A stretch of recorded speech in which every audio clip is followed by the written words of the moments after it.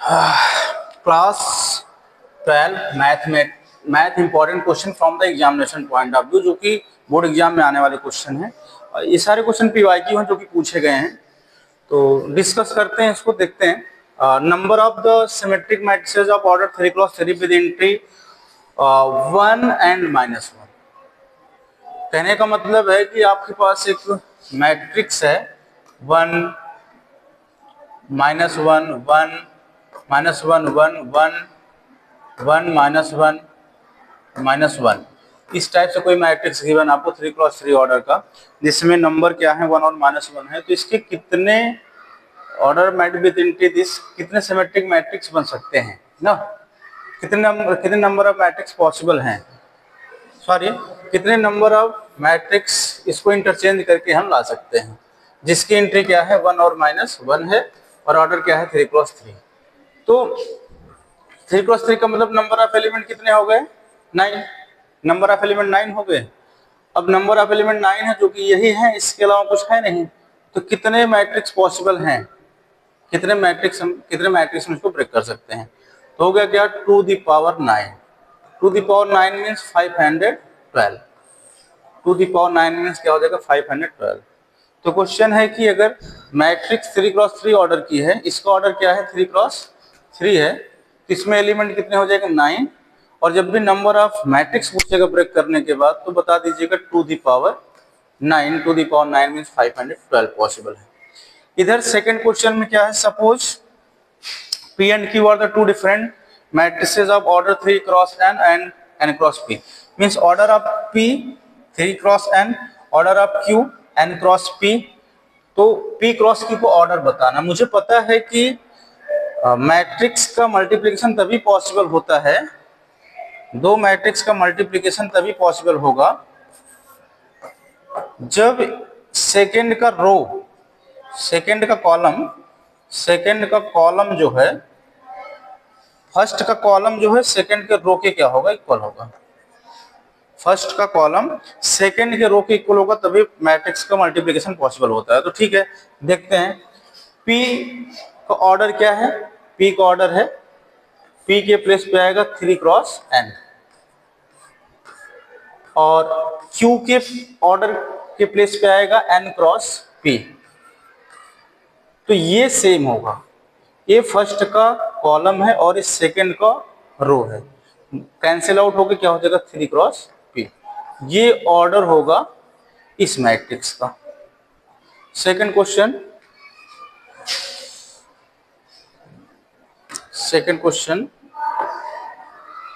Given है कि theta angle है टू वेक्टर्स के बीच में, A और B के बीच में, और ये गिवन है आपको। तो बोला थीटा क्या है, करा ये A डॉट B और B डॉट A आपस में, A क्रॉस B आपस में इक्वल है। A डॉट B का मतलब होता है vector A vector B sine cos theta, और इसका होता है mod A mod B sine theta. तो ये कैंसिल हो जाएगा, कॉस थीटा इक्वल होगा साइन थीटा के इधर, और कॉस आएगा डिवाइड करेगा तो 1 इक्वल हो जाएगा साइन अपॉन कॉस क्या हो जाएगा tan थीटा, और tan किसकी वैल्यू 1 होती है π/4 की, तो थीटा इक्वल क्या हो जाएगा π/4। आंसर हो जाएगा इसका π/4। सेकंड ये क्वेश्चन है, which of the following is a second order differential equation. तो second order difference, I think ये क्वेश्चन कुछ मिसप्रिंट है। जैसे सेकंड ऑर्डर डिफरेंशियल इक्वेशन का मतलब हो गया कि फर्स्ट मुझे गिवन है क्या y dash y triple dash plus y square equal 0। Second मुझे गिवन है y double dash square plus y dash plus y equal 0। इस टाइप से मुझे क्वेश्चन गिवन है। यहाँ पे मैं देख रहा हूँ कि ये देखो, ये तो रॉन्ग है, क्योंकि फर्स्ट टाइम डिफरेंशिएशन फिर थर्ड टाइम डिफरेंशिएशन, तो ये थर्ड ऑर्डर का हो सकता है। लेकिन यहाँ कितने टाइम डिफरेंशिएशन है, यहाँ पे 2 टाइम डिफरेंशिएशन है, और जितने टाइम डिफरेंशिएशन होता है वही उसका ऑर्डर होता है। तो जब भी सेकंड ऑर्डर की बात किया है, सेकंड ऑर्डर में ये हो जाएगा, ये सेकंड ऑर्डर का हो जाएगा, ये सेकंड ऑर्डर का नहीं। ये कितने ऑर्डर का है, फोर्थ या थर्ड ऑर्डर का है, फोर्थ ऑर्डर का है सेकंड ऑर्डर का, जिसमें डबल टाइम डिफरेंशिएशन हुआ होगा। और भी क्वेश्चन की बात करें तो ये क्वेश्चन है, मैट्रिक्स ए इक्वल गिवन है, अगर सिमेट्रिक मैट्रिक्स है एक्स बताइए। ए एक सिमेट्रिक मैट्रिक्स है, एक्स आपको इवेल्युएट करना है। तो सिमेट्रिक मैट्रिक्स का मतलब होता है अगर ए जो है ए डैश के इक्वल हो जाए। तो ए की वैल्यू क्या है, ए की वैल्यू है 2 x minus 3 x minus 2 3 minus 2 minus 1 4 minus 1 minus 5। और ए डैश का मतलब हुआ कॉलम रो, रो कॉलम बन जाएगा। इसका फर्स्ट रो क्या है 2 x माइनस 3 x माइनस 2। तो ज्यादा कुछ करने की जरूरत है नहीं, ये चेंज हो जाए, इसको भी चेंज करिए 3 माइनस 2 माइनस 1, इसको भी चेंज करिए 4 माइनस 1 माइनस 5। अब अगर ये इक्वल है, सिमेट्रिक मैट्रिक्स है, ए डैश के इक्वल होगा। इस कंडीशन में हम कंपेयर कर लेंगे x माइनस 3 किसके इक्वल होगा 3 के। तो x माइनस 3 अगर 3 हो जाएगा तो x माइनस 3 इक्वल 3, तो x इक्वल क्या 3 प्लस 3 और x इक्वल क्या हो जाएगा 6 हो जाएगा। x इक्वल कितना आएगा 6 आएगा। सेम एज अगर मैं इसको भी कंपेयर करूंगा, इसको कंपेयर करूंगा 4 के इक्वल करूंगा, इसको 4 के इक्वल करूंगा मैं, क्या x minus 2 equal 4 x equal 6। तो दोनों साइड से आंसर क्या आएगा 6 ही आएगा जब भी सिमेट्रिक मैट्रिक्स होगा देन। और अभी और बात करूं मैं इसमें, ये क्वेश्चन देखिए,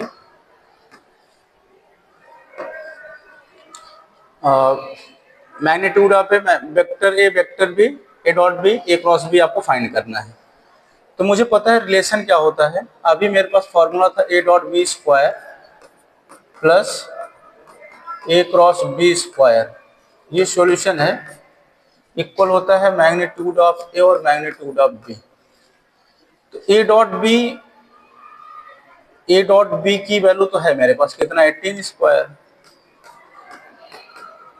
ए क्रॉस बी क्लियर नहीं है, ए क्रॉस बी को रहने दीजिए, A cross B equal magnitude of A 6 sorry square होगा और magnitude of B 5 square. Magnitude of B इधर, ए डॉट बी रख दिया गया, ए क्रॉस बी आपको निकालना ही है। ये फॉर्मूला है, ये फॉर्मूला है आपका। 324 होता है इसका square, A cross B square equal 36 into 25, 36 25 25 6 150, 25 3 75, 75 and 15 कितना हो जाएगा 90 हो जाएगा 900। तो ए क्रॉस बी स्क्वायर इक्वल 900, ये जाएगा सब्ट्रैक्ट करेगा 324 तो 576 आएगा। 576 आई थिंक 24 का स्क्वायर होता है, 24 का स्क्वायर, ए भी स्क्वायर और ओ भी स्क्वायर रिमूव हो जाएगा, तो ए क्रॉस बी इक्वल क्या आएगा 24 आएगा। ये ए क्रॉस बी की वैल्यू आएगी। सेकंड के सेकंड क्वेश्चन लास्ट मतलब सेकंड क्वेश्चन की बात करें तो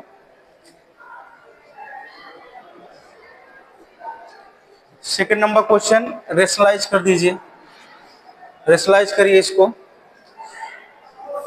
क्या आएगा सेक एक्स, ये माइनस से प्लस हो जाएगा, sec x plus tan x upon sec x minus tan x है, प्लस से मल्टीप्लीकेशन करेंगे तो A plus B minus B का फॉर्मूला क्या हो जाएगा, sec x minus tan x already है ही, क्या हो जाएगा sec x plus tan x आ जाएगा डी एक्स, सेक का अंदर मल्टीप्लीकेशन सेक स्क्वायर एक्स और सेक एक्स का टेन एक्स में क्या हो जाएगा सेक एक्स टेन एक्स, और डिनोमिनेटर की वैल्यू 1, डिनोमिनेटर की वैल्यू क्या हो जाएगी 1, क्यों, क्योंकि A minus B A plus B A square minus B square mean sec square minus tan square x, क्या हो जाएगा sec square x minus tan square x हो जाएगा, sec square x minus tan x square x हो जाएगा, ठीक है, minus tan square x D x, इसकी वैल्यू 1 और इसके सेक स्क्वायर एक्स का इंटीग्रेशन जो होता है, सेक स्क्वायर एक्स का इंटीग्रेशन हो जाएगा टेन एक्स और plus sec x tan x का इंटीग्रेशन क्या होता है, sec x होता है, प्लस में लग जाएगा c, ये हो जाएगा इसका सॉल्यूशन। एंड